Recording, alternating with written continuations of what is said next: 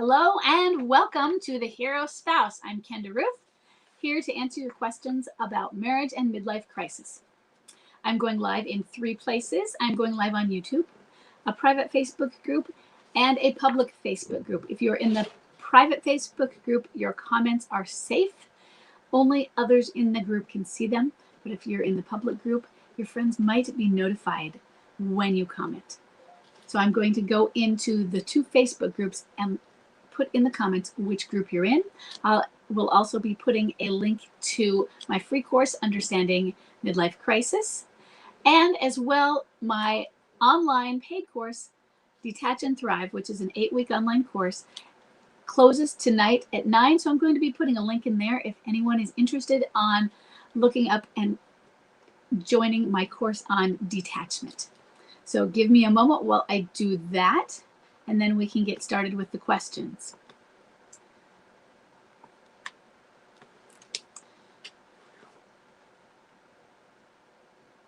So I'm first going to post in the public Facebook page.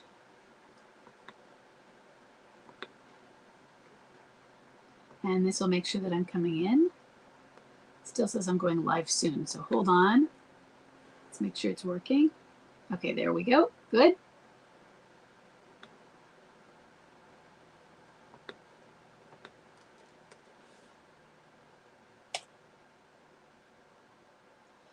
Okay, and over to the private group.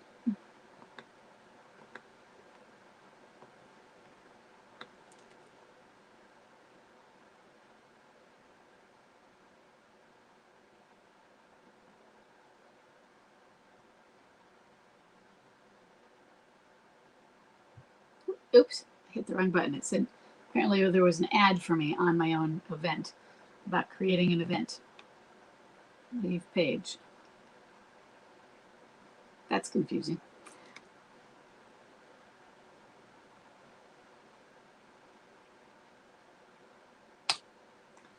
Okay, and I'm looking up at my camera to see that both comments came through. Yes, looking good.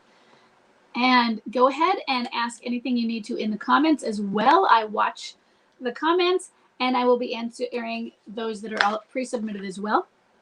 We're going to get started with one where I'm not going to have a big answer for it because it's going to be something that probably will take, it's more statistics and things, some of it that we don't have. So first we have Mano.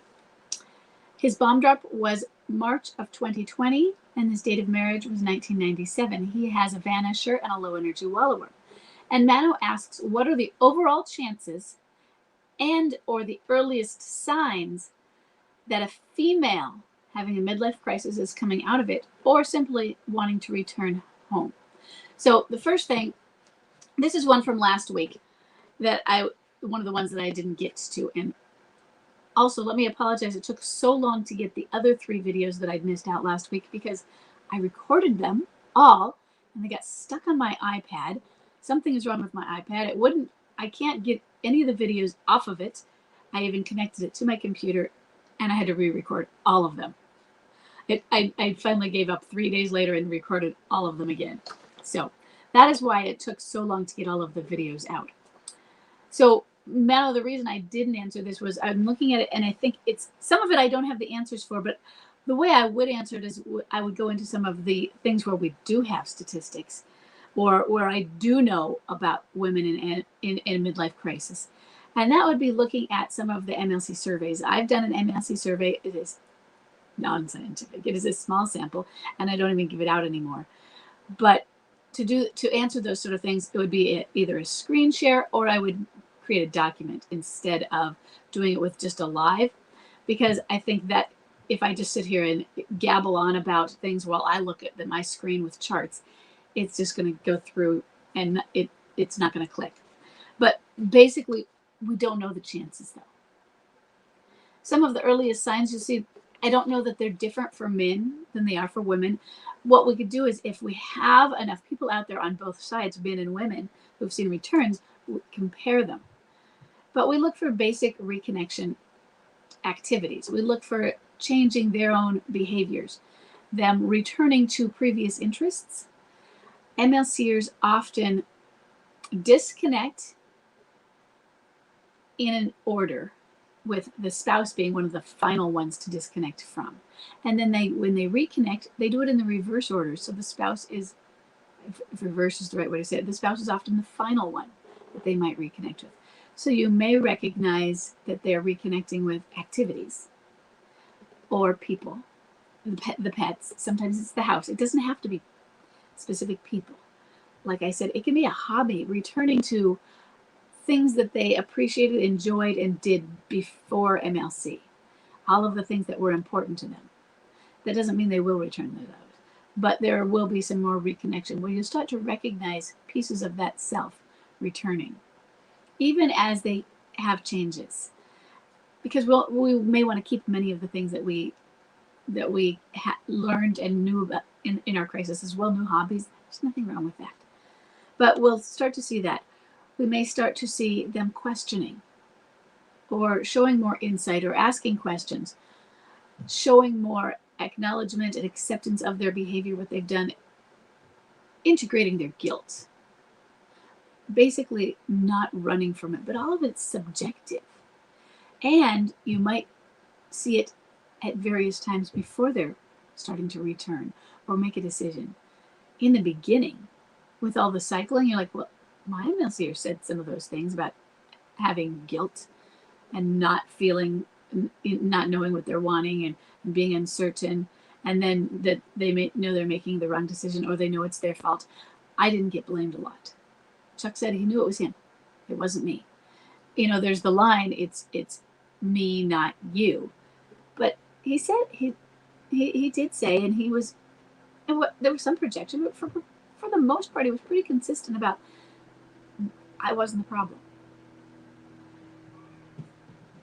Does that mean that they're reconnecting because they recognize that? No. So we need to look at what's going on with each individual and how the changes are and how they're coming back into who they were before. They might start to talk to you more. They might start to show regrets or, oh, if only. These are the times when we can also start to dig in a little deeper with them with that smart contact and ask or tell. How do we communicate our stand? That's a big one. Should we tell them we're standing? That's going to depend on what they'll do. Chuck was very reassured, to the point where it did get to be what I don't want to say too reassured, because it worked out for me that he had that level of reassurance. But you get to a point in it where it's the cake eating. It enables the cake eating, that reassurance, because she'll never leave me. See, for the most part, what I would do instead of answering that directly is I would look at, I'll see about taking, writing something up with the midlife crisis survey and putting out some of the findings that I got from there. And it would be findings for women. I have findings for men. And some of them I did a global charts on them, and just showing what some of those might be. Those, I did a whole list of different questions. So those are how many are having an affair. And then I list out the types of affairs: emotional affair, fantasy affair. So it's not really there. I list out the ages and when the bomb drop was. So what is the average age of bomb drop? The average age is around 45, 46. A little bit older for men than women, but maybe within a year.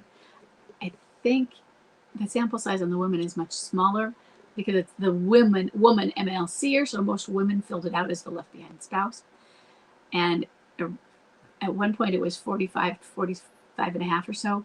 And I looked at it a few months ago and it said 43. So I got, the size is so small that only a few more added in, and it pulled the size down, the average age down. So it is a small sample. I think it's a little over 100 men in the sample, and I can't even remember, but maybe only 30 women or something. But I can show that, and I think that'll be better than this format. And so it'll take me a bit to compile that. I'll do something where I put out a post on the blog and send it when I send the weekly email. So I will keep that in mind on what to do with that. but it won't we don't even have statistics on the odds of reconciliation. And I haven't found that sort of thing in other places. I've seen years ago the odds for how many marriages that have infidelity survive. But then, of course, we don't know if those were infidelity and survived. Did they not survive later? What are the factors? Was the infidelity here? What if they divorced 20 years later? Do we count that? I don't know what the parameters that the data collectors used, but there are some statistics on that, and some of them are on census data as well, and official government statistics that I had been researching about 15 years ago. So I can go back into those same databases, and they may have even updated them. I just have to find them. So let's move on. We've got question number 2. This is anonymous. Female and left behind spouse bomb drop was November of last year, 2021. So it's only been a few months, just before Thanksgiving. She has a vanisher, and she is not familiar with the energy level terms. She says, my husband moved out on the 11th of November, so 3 days after bomb drop. He won't allow any contact from me whatsoever. He said he hasn't felt the same about me for a long time. We moved to a new area for his work, and he also said he should never have moved here. Up until a few months before bomb drop, we were going out to eat, and everything seemed normal. Last year, he was messaging another woman, which he claimed was about getting her son a job. But the text he forgot to delete had nothing to do with that. So you know that was an excuse. You know that. I'm not telling you that. You know that based on what you've said. And he had her number as Joe. Oh, yeah. In his phone. He had another affair in 2010. So he has a past history of infidelity. Whether it's once, you just know that it's happened. Okay? I don't know if that one was physical or not. I'm assuming you mean the 2010 one. Does this sound like an MLCer? I'm not sure if I should file for divorce at this point or not. I don't want a divorce. He says he does. And when he left, he did it while I was at work, he left a property settlement agreement, which I haven't responded to. Okay. First thing, based on what you've told me, I can't give you an answer on, does it sound like an MLCer, because there's not enough information. And the information that isn't enough is it sounds like you've said he had an affair. And he had an affair in the past. Or you suspect an affair right now. Or that there's somebody waiting in the wings, emotional, whatever. And other than that, there's not really any more information. The other additional pieces of information I can get just in the data of that he's likely in the correct age range for an MLC. You've been married 25 years. So there's that. And it seems very sudden to you. You said, although not as sudden as it does to some people. And some of it might be due to hindsight. But he said you shouldn't have moved there. You just moved. There could be triggers in there.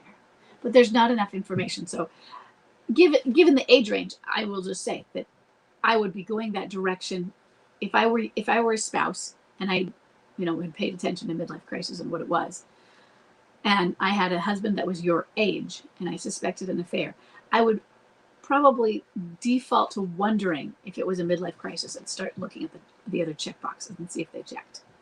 But I, on my end of it, don't know what other check boxes he makes, so I can't tell you whether he is or not. Let's see. Should I file for divorce? Well, I'm not really a proponent of filing for divorce. I think, especially since you say, you've already given yourself an answer, basically. I don't want a divorce. You said that. That doesn't mean it's not going to happen. Now, is it a black and white, don't file divorce if you don't want it? No. What do you need? Do you have financial needs that you need to get a divorce to have those financial needs met? Do you need to divorce or file? Just file. Or a separation. Depends on where you're at. For your financial protection or other types of protection. Think about that. Because you can stand while divorced. You can stand while getting divorced. Do you need to file for protection for your children? Financial protection for the family. Do you need to file because sometimes you can have more power in, not over him, but in the courts. The person who files, it seems to be, from what others have said, has a little bit more power. They come off better. And I don't know why that is, but maybe it's because they are the ones doing it against somebody. And so they're the ones, I'm leaving you because you're not, something is wrong with the person being left. I don't know why. But if you need to file, then you can have some of the upper hand and not get run over. So think about that. What I do think we should all be doing is having a lawyer. I do think in the beginning, now I got a lawyer and then I dropped the lawyer. I didn't, well, it's not right to say I dropped it. Jeff dropped it, the divorce. When we didn't have anything and he was adamant he wasn't divorcing, I knew I had somebody that I could go to again, but I didn't, and I didn't have to see her. But I did go out and get a lawyer very quickly. I mean, it was maybe a month and a half. Let's see, if Bomb Drop was March, it was 3 months, maybe 4 months. So, I mean, it wasn't immediate, but yes, some people don't get a lawyer for a few years, and that depends on your situation. Within a few weeks, Chuck had dropped the divorce, and I didn't need a lawyer anymore because he wasn't even keeping it as an ongoing threat. But when there is that idea spread out there and they bring it up, yeah, I would get a lawyer just so that you can ask what you should do and what are my rights. Am I allowed to change the locks on the doors? Am I allowed to not let him have access to the house if he's not living there? Am I allowed to kick him out if he is? You need to know your rights. And so having someone who can advise you of that and be there to take over if they do file against you, or advise you, you know what, given the situation going on here, you need to protect yourself, or help you get a legal separation if that's an option. And he left you a property settlement agreement. I would have somebody look at that. Don't do this stuff on your own.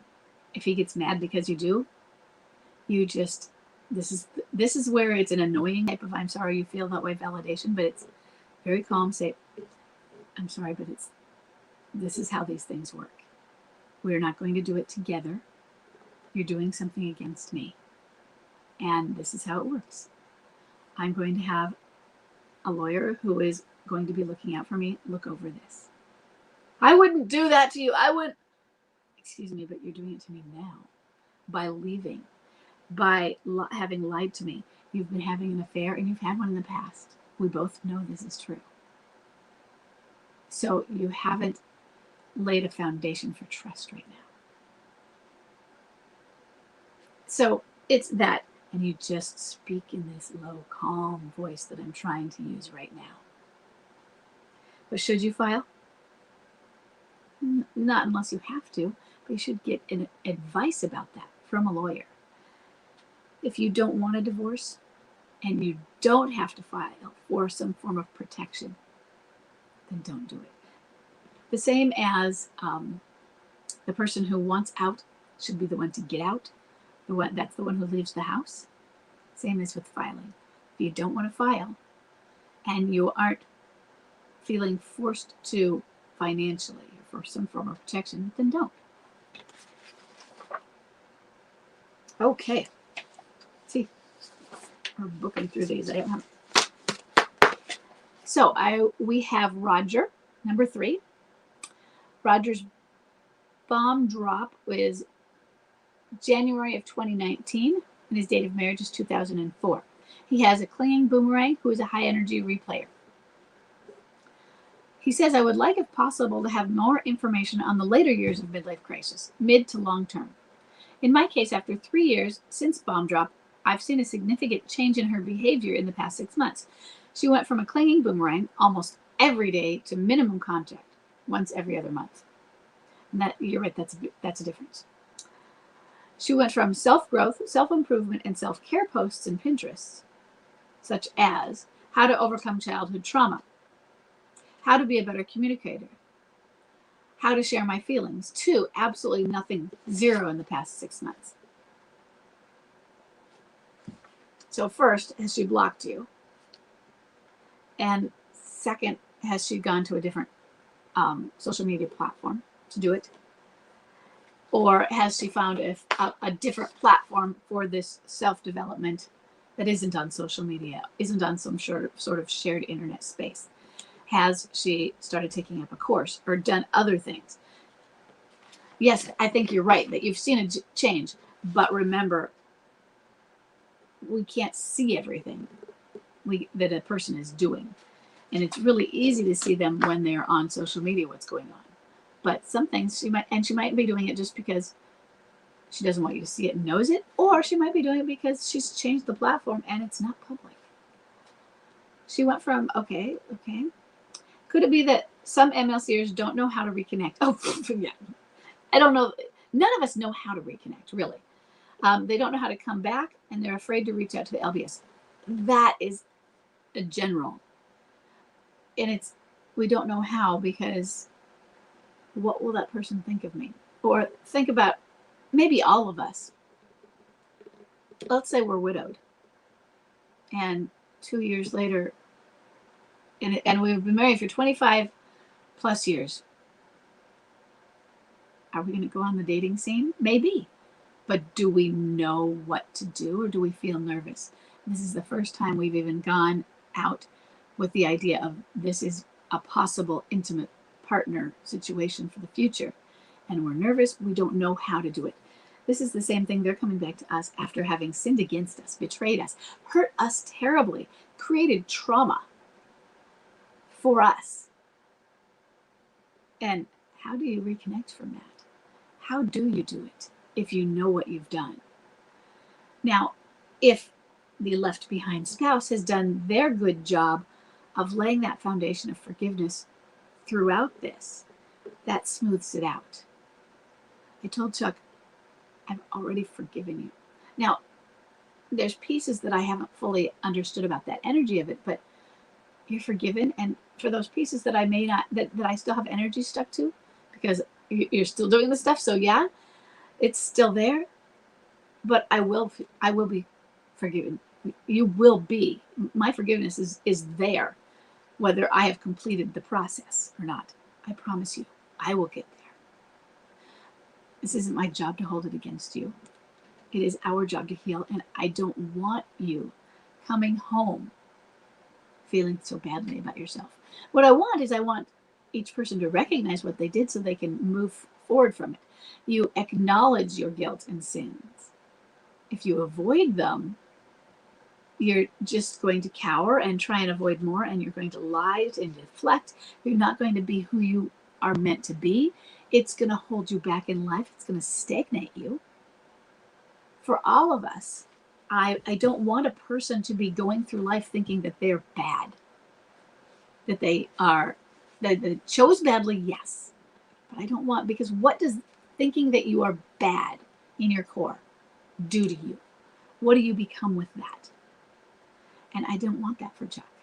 So one of the things with reconnecting is they don't know yet.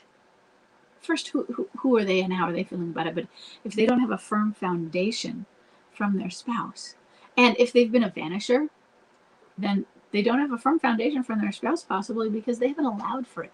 So it's dipping a toe in the water. What is going to happen if I just give her a call? If I send her a card for her birthday, what's going to happen? I wouldn't blame her if she just never opened it or hung up on me if I call or slammed the door in my face.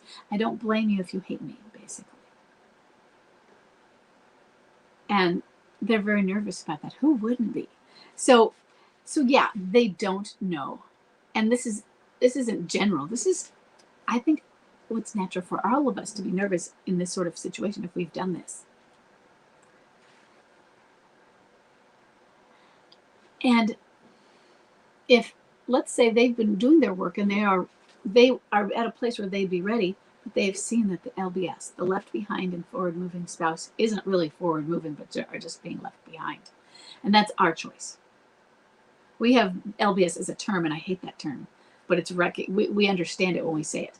So I try left behind and forward moving, but some of you aren't moving forward. Some of you are keeping yourself stuck and identifying with that label of left behind. I'm the abandoned, I'm the victim. And they look back and they see that. First, that can increase their guilt or help enable it already. And they don't need that anymore.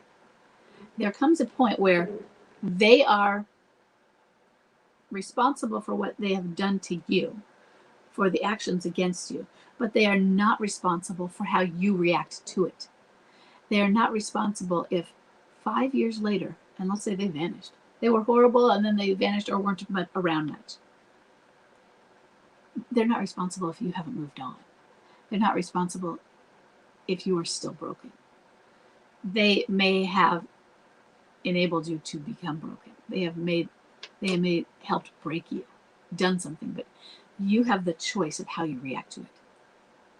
You don't have to allow somebody else to break you. And yeah, you're going to fall apart for a while. It's normal. But you're going to pick up the pieces. And if you haven't picked those up after whatever amount of time it is, it's not their fault. So they have to get through this guilt of it. And the strongest ones say, I feel terribly for what I did to that person. But at the same time, I am not responsible that they haven't been able to recover. Let's say that somebody who maybe wasn't an addict before, but had maybe family history of addiction, so it was more susceptible, and they went in, and they got pulled into addictions due to the trauma caused by this person over here. Is it this person over here's fault? Yes and no. And when I say that is, no, it's not their fault. Some of the person who is stuck in their crisis and feeling their guilt and shame does say, it's my fault. The person who's moved through that and has insight and acknowledgement is like, I did something terrible to that person. But not everybody who had that terrible thing done had that reaction. And I feel terrible. It's okay to feel badly that somebody reacted that way. But MSCers do get stuck in that for a while and get stuck in it. And the healthier you are, that is how we can help them with the firm foundation of us, without necessarily reaching out to them, but just being stable and firm. So could it be that the MLCer doesn't know how to reconnect, doesn't know how to come back, and are afraid? And if so, what can we do without creating a push? I think that you can apply smart contact. You can. First thing, sometimes you can do a contact that is neutral and a push. And what I mean is you aren't pushing, but they feel pushed. We cannot control how they feel about it. And there comes a time where you just have to test it. And if they pull back and withdraw, maybe you pushed too much. Maybe you didn't. But maybe that's when you know, okay, we're going to move backward again, reassess what I did and what I didn't. And it wasn't a mistake. It was an experiment. It's not all or none. I know it feels like all or none. If I do this and I mess up, it's over. It's not over. It's not an MLC. And sometimes you can say, oh, I'm sorry. I didn't mean to make you feel, to put you on the spot, to pressure you, whatever. But with the push, you want to find a level at this point when they're doing this. Sometimes they need their feet held to the fire. What are all the different things? What kind of things can motivate a person? Motivation is a push. But, the coach is out there going, hey, you need some form of friction. You need to be in the crucible, whatever metaphor you want to use, for there to be a change. That's a push. And I know that we're told not to pressure our MLCers, and I say the same thing. But it gets to a point later on where with zero pressure, maybe it might not work either. They don't have anything that some might interpret as pressure. Then there might be nothing. So you have to find out what level is too much. And that's just going to take practice. And sometimes it's going to take practice by doing too much and moving back. And you can say, I'm sorry, I didn't mean to push you. I didn't mean to find the best words. Because I think that you can initiate with smart contact right now. check on her. Say, you know, if she knows that you could see her Pinterest page and knows that you were looking at it, I haven't seen you posting for a while. Now, if she doesn't know that, she'll like, oh my God. It might not be that she feels intruded upon in her private space because she had it public. But she might like be, oh, I didn't know he was checking out. I am so embarrassed. Oh my goodness. And then so in other words, keep it neutral unless she knows you know these sort of things. But find some ways of neutral contact where you can say, I was just checking on you. I haven't heard from you. And I used to hear from you regularly. So I was a little, don't use the word worried, use concerned. I was concerned. I was thinking of you. How are things going okay? Now, about standing without, it says, my dilemma is I've detached so much that I am afraid she gave up on me or doesn't think I still care or love her. So it might not be that, yeah, you've detached that she doesn't know it. So we are talking about how to show her that I'm still standing without telling her. You have to decide what is best. Do you tell her or not? So some of it you can tell her, and this is where you're testing the push. You know, sometimes, do you ever regret, now I don't want to ask it in this way, but I'm thinking, do you ever regret and wish, you know, this hadn't happened to us? Or that was a good time, you know, that vacation. I know, but I miss those times. I know things are different now. So when I'm doing this, I'm trying to not put a pressure of, I want you back, and let her know that because they'll think of standing as waiting. When you are able to be more overt with your message about standing is when they specifically are the type who say that they don't want you to stop, they don't want you to go away, they want you to be there, I'm so worried I'll lose us, those sort of things. Those are the ones where you can be upfront. I was upfront with Chuck the entire time. And I don't know, I was upfront in the very beginning. So I don't know if being upfront in the very beginning helped. Because sure, I think I probably got mocked a few times. What? And I was like, well, that's just too bad. I get to choose this. And that was one of the biggest things for me was I'm choosing what I want. I might not get it, but I'm choosing to want it. And I am standing up for that and I'm admitting and acknowledging it. In other words, I wasn't going to let somebody mocking me, you're so weak because you want me. What are you? You're in such denial. I wasn't going to let any kind of mocking like that get past. Well, that's too bad. That's your opinion. Whereas somebody else will be like, I'm so hurt by this. And there were things that was for me, but that wasn't one of them. It's like, no, you're not going to control me with that because it's a form of trying to control, a form of trying to stop that. You're scaring me. So find the level that you can talk to her about where you can delve slightly into the relationship. You have to start with a test on those pushes. Otherwise, it's not going to go anywhere. So you've detached. Maybe it's talking about a memory, talking about regrets, talking about at some point how this was something you didn't want and she did. You can, at some point, I don't know how to say this because it's in working on phrasing the questions so that the answer is no. And I'm not going to explain that well. Hold on a sec. This is part of. So for Detach and Thrive, I have a new bonus that I just sent out the email this morning, and it is for a communication document which I've created, and in that I go over how to ask questions. And one of the ways is you don't want them to have to say yes.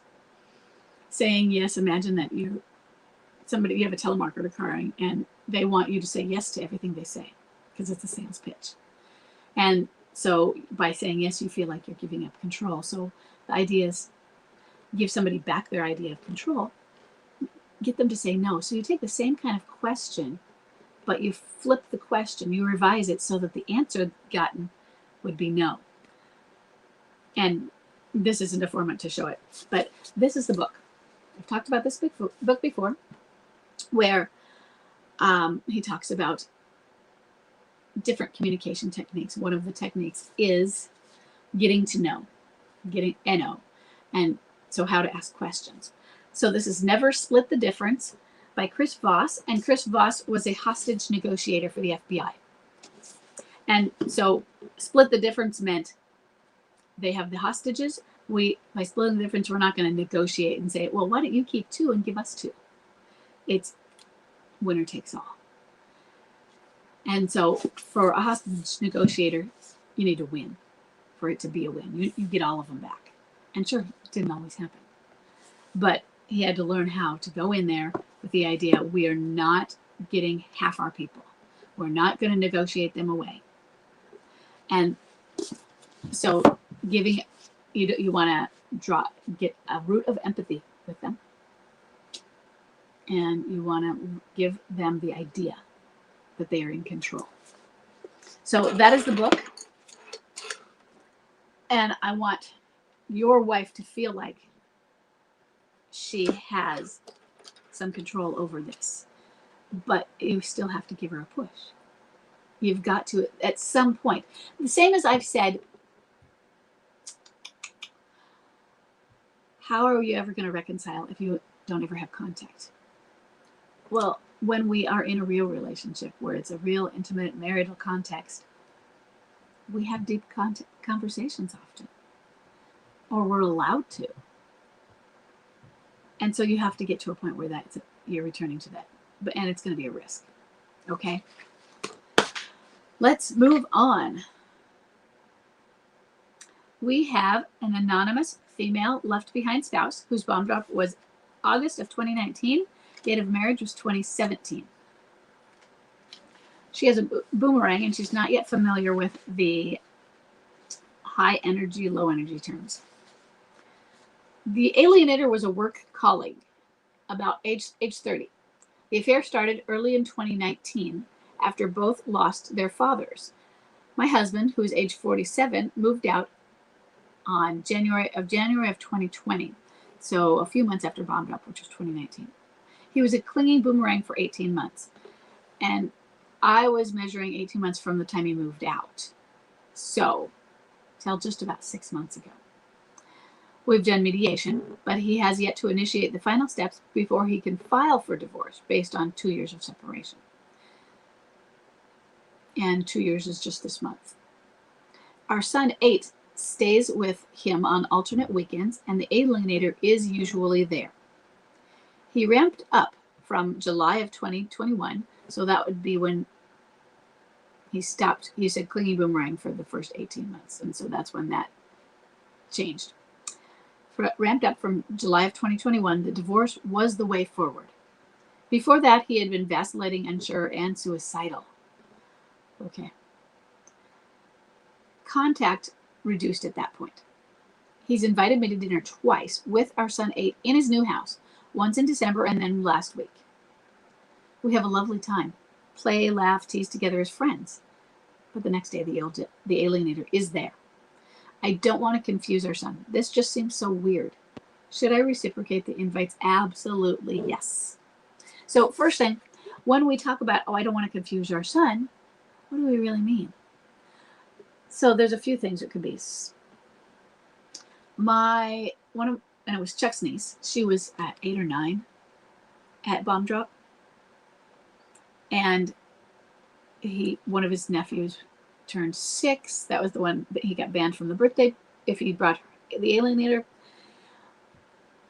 And the reason that they finally told him he could not bring the alienator to the house into family functions, but he was allowed to bring his wife, was it's confusing the children. I'm sure there were other reasons too, but that was the excuse they gave him. It's confusing the children because Chuck came one time with me and one time with her and then with me. And he didn't put space between these. I don't think it was a day, but 1 month, and then at Christmas there I was again. So that's confusing to the children, but they weren't our children in our own house. When you are divorcing, you need to be co-parents. People who are divorced can be friends all the time. It's okay. So what will confuse the children is if he considers, now first thing, he's going to have the same fantasies that we all have who have parents who split up when we're children. we're going to fantasize about you being back together again. It's just normal. So he's going to have that fantasy. And if you're friends, yes, he's going to have it. And he's going to, and it might even enable it more. Does that mean you shouldn't be that? You shouldn't be friends? You shouldn't be friendly? No, it doesn't mean that. It means you can have a talk with him. And your talk doesn't have to say, Mommy and Daddy are going to be friends, but we're not going to get back together. We're not, because you don't want that. So you don't have to say it that way, but you put it in line of, we're not together anymore, honey. And I know both you and I are really sad about that. And you don't have to highlight Daddy's choice. It's already there, and we're sad about that. You and I are really sad about that.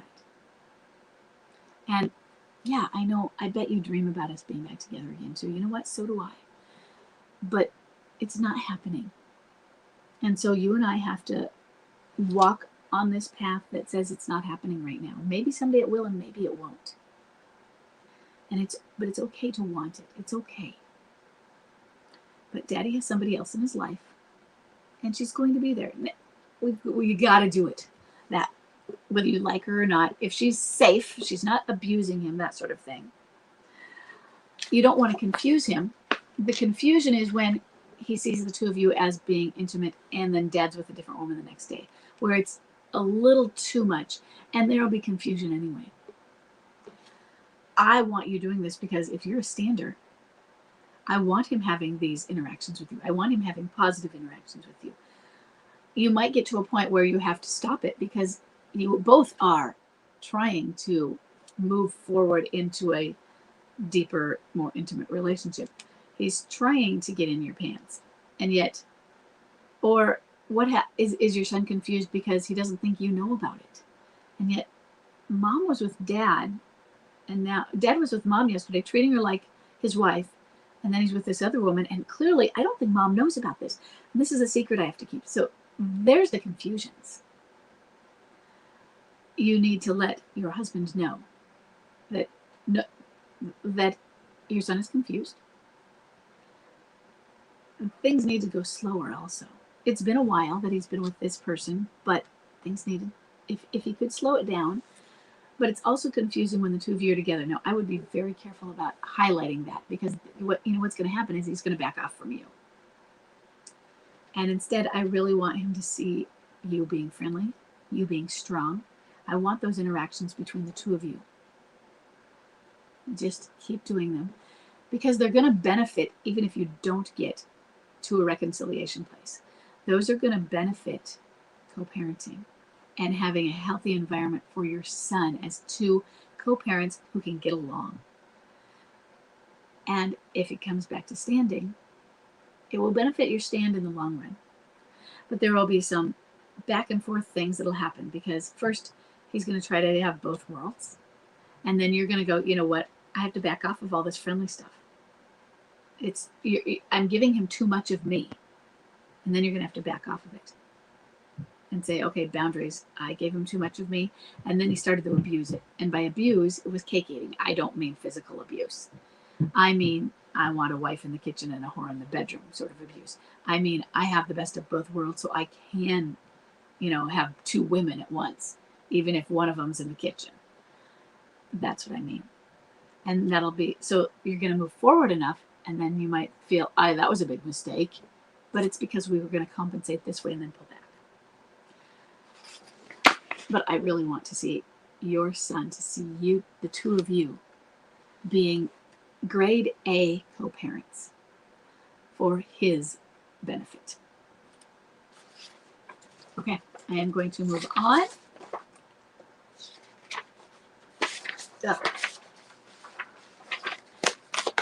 Okay, we have an anonymous female left behind spouse. Bomb drop was a few weeks ago. Bomb drop was January 2nd of this year. At this recording, it's January 27th. So this is very raw, very new. Date of marriage is 2009. Not familiar with contact type yet. And really, you shouldn't, even if you had read them, it hasn't been long enough. And right now, thinking low energy all over. We'll see though. And I'm not saying that to freak you out or anything. It's just, after only a few weeks, we really don't know. How do I help him when he pushes me away? He says to go live my life. Okay, he says that I need to go live my life. He tells me the only control he has over his life is leaving me. And no, it doesn't feel right to him, but it's a must. Then he just shuts down. What do I do? So you're right. At this point, that is low energy wallower speak, because what you're seeing is you're seeing classic depression or overt depression, which is what low energy wallows are doing. You know, and this is one of the hardest things.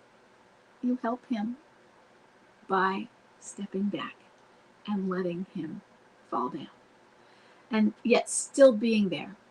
See, there's two kinds of helping hands. There's this kind, hi, I'll help you up, and there's this kind. Now, I gotta tell you, my kids hate that kind. My Serenity just gives me that. I'm like, no, honey, you're doing a great job making that bed. Go, go, go. Yeah, they're not gonna like it, because when they want a helping hand, they want some enablement. They want a crutch. And he's depressed. So how do you deal with depression? Is you still believe in him. You still keep loving him. What he's trying to do is he's trying to martyr himself. He thinks he's not good enough for you. You'll be better off without him. And he's pushing you away because he's trying to rescue you or save you from him. So right now, one of the things I want you to do is I just want you to understand that's why the motivation behind some of it. He thinks you're better off. He doesn't think he's worthy of you.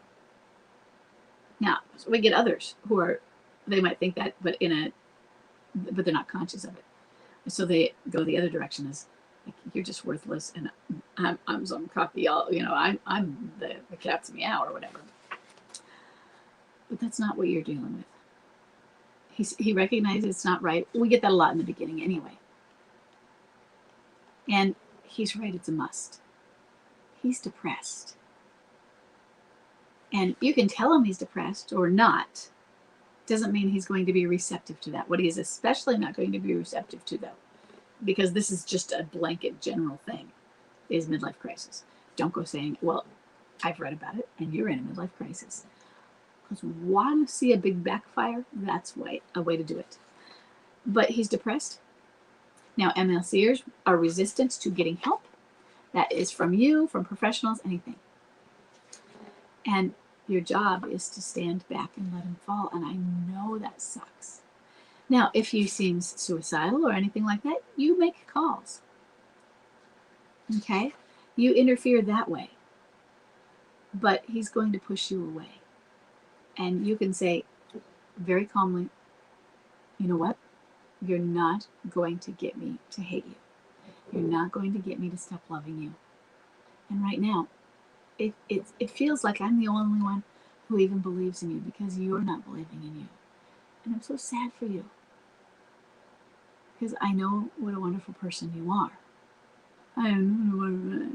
You don't know anything, whatever. I'm sorry you feel that way, but I own how I feel. It's not for you to go control.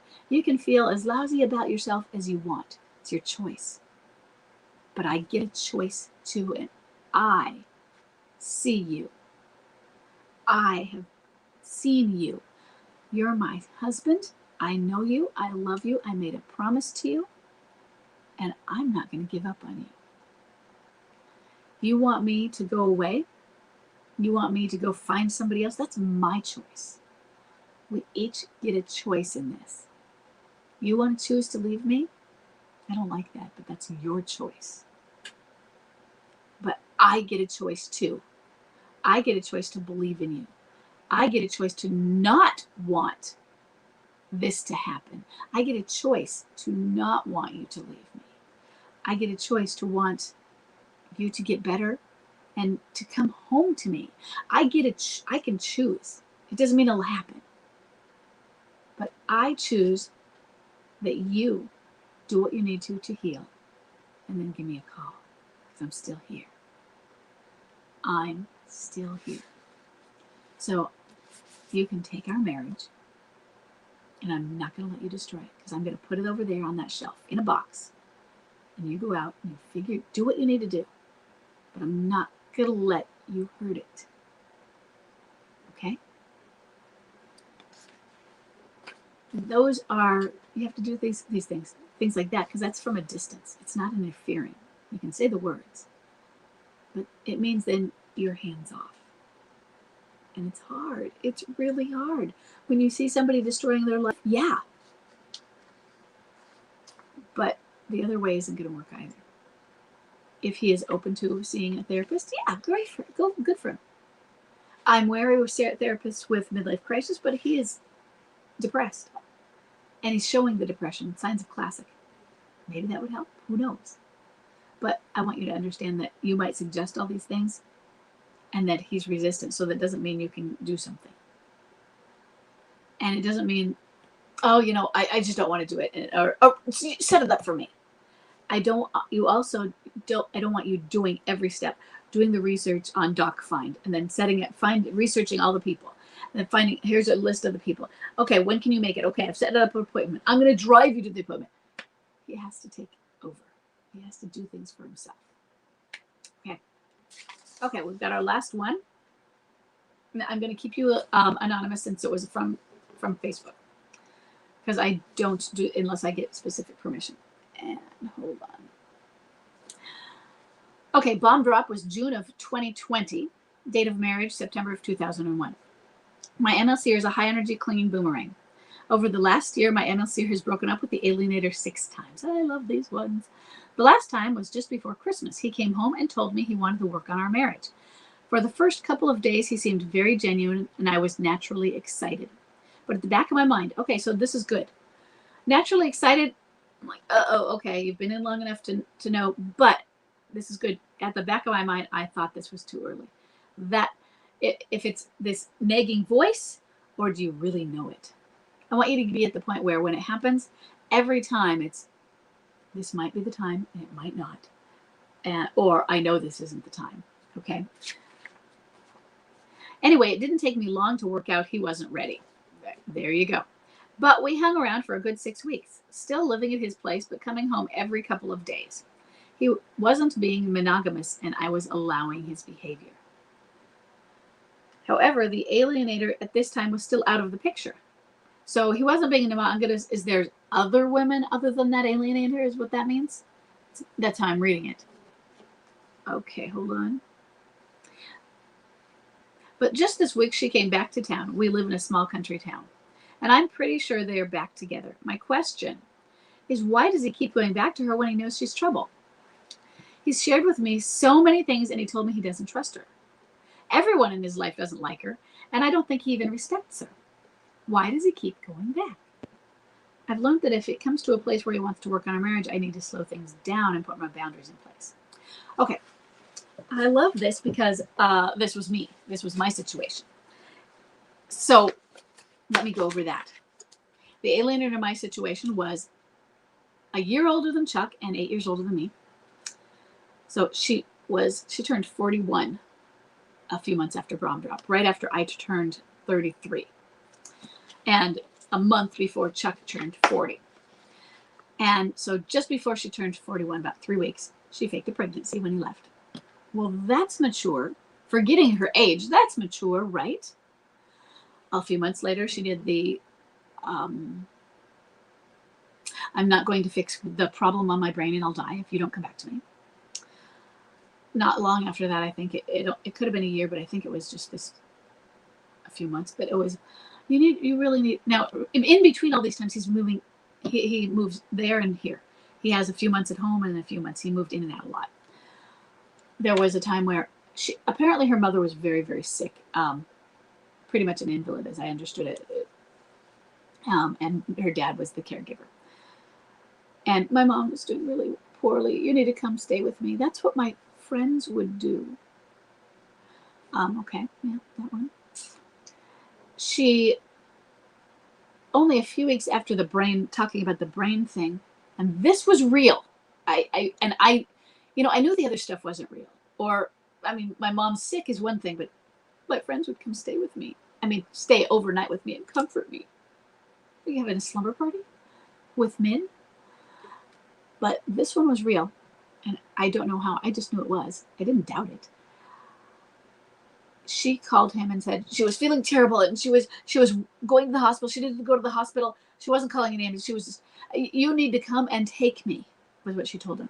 He and I had just come back from going out to dinner together, and they were texting now, and we're at it, and he toyed with her for like maybe 30 to 60 minutes, and said, you need to come take me to the hospital. He lived 20 minutes away from her, and he said, she was like, well, just call an ambulance. Her dad, apparently, from what Chuck said, lived 3 houses down. So she could have walked over to Daddy's house. No. She could call 911. That's their purpose. And she was doubled over and, okay, I'm just going to walk. This was December 28th, maybe? And it was that week because he left on the 31st again for good. Or not for good, but, moved out again. But it was that week between Christmas and December. And I said, oh, call an ambulance. And I said, and he's like, no, you have to come in. I laughed at this when I said, sure, you can go. Tell her you can go if I come. That was F no, I think. He's like, look at this. And I said, okay, I can't stop you from going, but the door is going to be locked. You're not, you don't get to come back tonight. I didn't say you're kicked out. Now, here, how I really know it was real is a few months later, she had a full hysterectomy. It was a real thing. And this woman was using that to get him to come. He did. He went and took her to the hospital. And she probably needed to go there. And she was so desperate and so manipulative, using emotional blackmail, that she wasn't even doing that. Making threats against him, I'm going to hurt myself, all these things. And it was indirect. I won't fix myself if you're not here. You have to rescue me. You have to be my savior. And they broke up like yours. Those 6 times in that past year. Oh yeah, you can tell it's volatile. Love it, love it, love it. Let it happen because it's not within your control. Now, but why do they keep going back? There is the limerence. But even I think, really? Is limerence wins? How often have I said that on this? Limerence wins, yes. But I think it's even more powerful in the beginning before they figured it out. But at the same time, Bonnie and Clyde probably had limerence for each other. And I'm not saying either of them came from a great background. I haven't studied Bonnie and Clyde, but Bonnie could have come from a lovely background, stable, and yet somehow gotten limerent for Clyde, which odds against that. And then they went off on a murder spree, and she'll go with him and defend him to the end because of limerence. So it's very powerful. But at the same time, I think it also started to fade with the pregnancy, the fake pregnancy, I'm going to not fix myself so I'll die. That's indirect suicide threats, the levels of emotional blackmail. When he finally moved home and was home for a full year, which was almost 2 years after bomb drop, that night she had to be removed from our property by the police because he snuck out of her house. He always snuck out. He would always move out when she was gone and not say anything. And the first time I said, you're going to go tell her. After that, I had to be hands off because I realized it was a good thing. And I set it up because she knew the only reason he did it was me. That I said, because you have to be respectful to her. You have to be respectful to everyone. If you disrespect one woman, you disrespect all women, or you show the capacity for it. But he always snuck out after that, and I had to be hands off.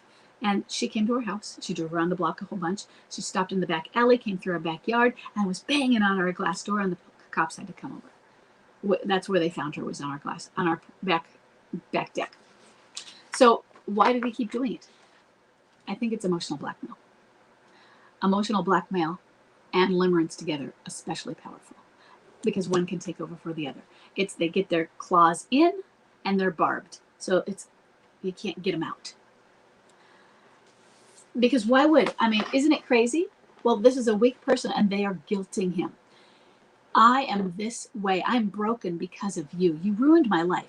I gave up everything to be with you. And they're so... you have a guilty unmale seer. In other words, they are feeling so down on themselves because of what they've done to you, because of how they ruined lives. They feel such low on their self-worth, and now they ruined another person's life. And that person is telling them how they owe them, how you're the only person who can save me, and yet I hate you. All of these things. It's a terrible thing, and they feel trapped. That's why he keeps going back.